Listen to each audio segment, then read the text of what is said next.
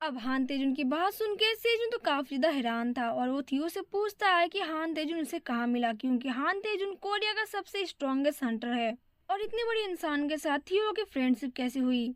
अब सेजुन और भी कुछ पूछने जाता है, लेकिन इसे थियो कहता है कि उसे पता चल गया है कि तुम 40 फ्लोर पर नहीं रहते हो। लेकिन फिर वो सेजुन को पूरे कॉन्फिडेंस के साथ कहता है कि उसे चिंता करने की कोई जरूरत नहीं है, क्योंकि थियो ने उनके साथ एक कॉन्ट्रैक्ट को साइन किया है जहाँ पर लिखा था कि वो लोग तुम्हारी सीक्रेट को कहीं पर भी लीक नहीं करेंगे। सेजुन कहते हैं वो सब तो ठीक है, लेकिन क्या डोंग सिक उसी का साथी है।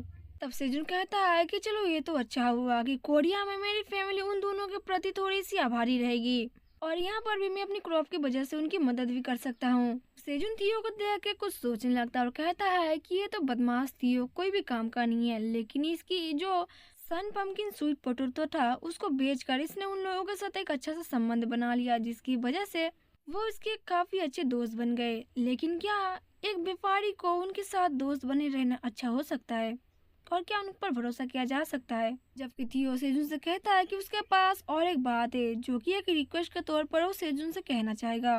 सेजुन हैरानी से पूछता है कि कैसा रिक्वेस्ट। तब थियो उसे बताता है क्या तुम्हें याद है कि मैं एक वंडरिंग मर्चेंट कैट क्यों बनना चाहता हूँ। तब सेजुन कहता है कि हाँ मुझे अच्छी तरीके से याद है, एक बंदे का नाम जिसका नाम ओरेन था उसने तुम्हारी गर्लफ्रेंड को चुरा लिया था, इसी वजह से शायद से। अब थियो जोर से चिल्लाते हुए कहता है कि हाँ तुमने बिल्कुल सही समझा, उस ओरेन को मैंने मार्केट में देखा था, उस कमीने को मैंने मार्केट में देखा जो कि अभी एक वंडरिंग मर्चेंट कैट बनना चाहता है। ऊपर से उसने किसी स्कैमर की मदद से वो एक ट्रिक खेल के अपने आप को अच्छी बताकर एक अच्छा सा मर्चेंट बनना चाहता है और मुझे लॉक करना चाहता है। और ऊपर से उसने मुझे सबके सामने भी बहुत बुरा भला कहा है और अब वो एक सफर पर निकल चुका है जहाँ पर वो यूजलेस टावर की बाहर की चीजों को बेचकर टावर कॉइन कमाना चाहता है और अभी वो रास्ते पर ही है जो कि 99 फ्लोर पर आकर मिंटोर किंग के साथ मिलना चाहता है। सेजुन की बात सुनकर काफी हैरान होता है और कहता है क्या ये बात सच है? यो कहता है हाँ, और कहता है कि ठीक वैसे उसे धोखा दिया गया था जिसे मुझे दिया गया था और टावर की चीज से उसे लूटा गया है, बाहर की चीजें बेचकर उसे बताया गया है कि असली चीजें है। और वो सेजुन के पास जाके बहुत ही प्यारी तरीके से सेजुन से कहता है क्या तुम उसे डांट नहीं लगा सकते, क्या तुम मेरी खातिर इतना भी नहीं कर सकते? तब सेजुन पूरी बात समझने के बाद कहता है कि तुम्हारा कहना है कि वो अलग टावर की बाहर की चीजें टावर के अंदर लेके आ रहे हैं और वो लोग अभी रास्ते पर ही है। सेजुन भी बात को समझ जाता और कहता है कि ठीक है फिर मजे लेने के लिए तैयार रहो। तब हमें देखने को मिलता है कि उन तीनों कैट को जो कि 99 फ्लोर पर आ चुके थे, लेकिन 99 फ्लोर पर सारी जगह सूखी पड़ी थी और कहीं पर भी कुछ हरियाली की निशानी नहीं थी। वॉरेन अपने साथी बिल्ले से कहता है क्या तुम्हारे पास कुछ खाने के लिए सामान है, क्योंकि मुझे काफी जोर से भूख लगी है। उसका साथी उसे कहता है कि मेरे पास ऐसा कोई भी चीज नहीं है जिसे तुम खा सकते हो और मुझे माफ करना। तब उसका बिल्ला और भी कहता है कि हमने आते समय काफी ज्यादा तुम्हारे बंडल वगैरह और कुछ गिने चुने सामान खरीद लिए और ऊपर से जो पैसे बचे थे हमने उसके शराब खरीद कर पी गए, जिसकी वजह से आते टाइम हमने कुछ जरूरत का सामान भी नहीं खरीदा और हम यहाँ पर चुपचाप चले आए। जिसके बाद वो बिल्ला वहीं पर बैठ के रोने लगता है और कहता है हम तो भूख और प्यास से यहीं पर मर जाएंगे। जो सुन के और उनसे कहता है कि चुप करो और रोना बंद करो, तुम्हें क्या लगता है कि मैं यहाँ पर 1000 टावर कॉइन नहीं बना सकता? वो चिल्लाते हुए अपने टीममेट से कहता है कि चलो हम लोग मिंटोर किंग के पास चलते हैं और उसके पास जाके खाना और पानी मांगते हैं। वैसे तो हम लोग इतनी दूर आए हैं अपने सामान को बेचने के लिए, तो क्या उसे हमारी काम की कोई परवाह नहीं होगी? वैसे भी हम लोग यहाँ पर सामान बेचने के लिए आए हैं और हम यहाँ पर बेच कर ही जाएंगे और इतनी कीमती सामान तो उन्हें लेना ही पड़ेगा।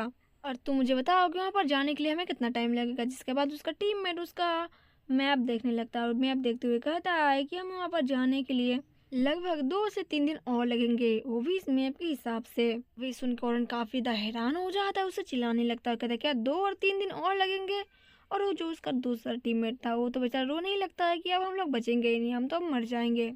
तभी वो लोग देखते हैं कि सामने से कुछ रैबिट आ रहे थे जो कि अपने साथ पानी और खाने को सामान लेके आ रहे थे। इसे देख कर वो लोग उनके दौड़ते हुए पास जाते हैं और कहते हैं कि ठीक है अब हम लोग मरेंगे नहीं, अब हम लोग बच जाएंगे, देखो हमारे पास पानी कुछ चल के आ रहा है। अब दौड़ते वहाँ पर जाता है और वो रैबिट से पूछता है कि पानी का बोतल का कितना कीमत है। तब यहाँ पर रैबिट उसे बताता है कि 0.5 टावर कॉइन पर बोतल का।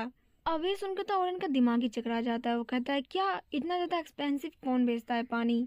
तब रेबिट उन्हें बताती है कि इस जगह पर पानी मिलना काफी ज्यादा मुश्किल है, क्या तुम अपने नजरें घुमाकर यहाँ पर नहीं बता सकते जो तुम देख रहे हो? तब वॉरेन को काफी ज्यादा थक जाता है और कहता है कि मुझे बहुत जोर से प्यास लगी है, मैं यहाँ से हिल भी नहीं सकता। उसका टीममेट कहता है कि मुझे तो घर ही जाना है भाई, मुझे घर जाने दो। तब यहाँ पर चबी रैबिट ओरन को कहती है, अरे तुम तो मिंटोर किंग के वंडरिंग मर्चेंट गेस्ट हो, है ना? मैंने सही समझा। तभी सुनकर ओरन भी काफी ज्यादा हैरान हो जाता है कि इसे कैसे पता। अब ये बात सुनकर ओरन भी काफी ज्यादा चौड़ में आ जाता है और वो कहता है कि हाँ तुमने सही समझा है और हम अपने सेल के आइटम को बेचने आए जो कि काफी ज्यादा रेयर आइटम है।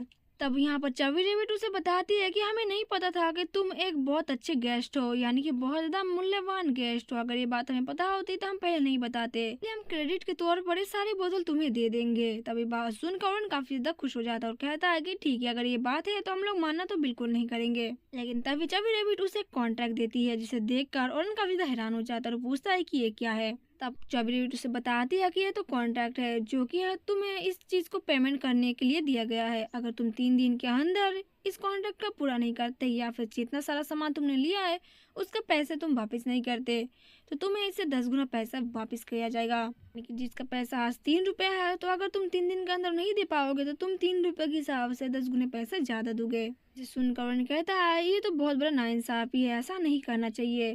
तुम्हें क्या लगता है ये ठीक है? तब चबी रैबिट उसे बताती है कि 99 फ्लोर पर सरवाइव करना इतना ज्यादा आसान नहीं है। यहाँ के सारे लोग अभी फिलहाल में भाग रहे हैं, इसी वजह से हमें कॉन्ट्रैक्ट साइन करना पड़ रहा है। वैसे अगर तुम इसका कीमत नहीं चुका पाओगे तो तुम्हें बाद में अपनी बॉडी से इसको पे करना पड़ेगा। जिसे सुनकर ओरन हंसने लगता है और कहता है कि मेरी बॉडी से ये तो कभी होगा नहीं, देख लेना हम लोग 3 दिन के अंदर ही अपनी सामान को बेचकर तुम्हारे भुगतान को वापस कर देंगे। उसके बाद वो अपने टीममेट से कहता है कि जितने सारे पानी की बोतल है सब लोग बंडल के अंदर भर लो, हम सारे बोतल खरीद लेंगे। इसके बाद पानी पीते पीते लोग चले जाते हैं और चबी रैबिट को कहते हैं कि ठीक है हम लोग बाद में मिलते हैं, 3 दिन के बाद आकर अपने पैसे को वापस ले जाना।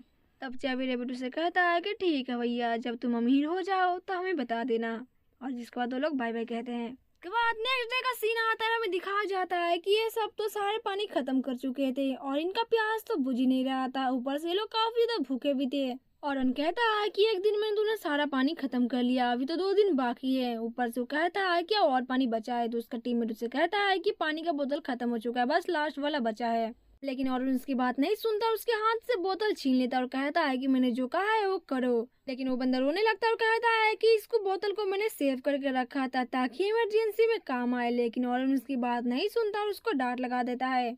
उसका दूसरा दोस्त उससे कहता है कि और हमने कुछ देखने को मिला और उन्हें कहता है कि क्या है, अब जल्दी से बको। तब उसका दोस्त उसे दिखाता है कि दूर से एक रेस्टोरेंट हमें दिख रहा है, तभी खाने के लिए शायद से हमें वहाँ पर कुछ मिल सकता है। और उन्हें कहता है अच्छा एक रेस्टोरेंट, इससे क्या होगा।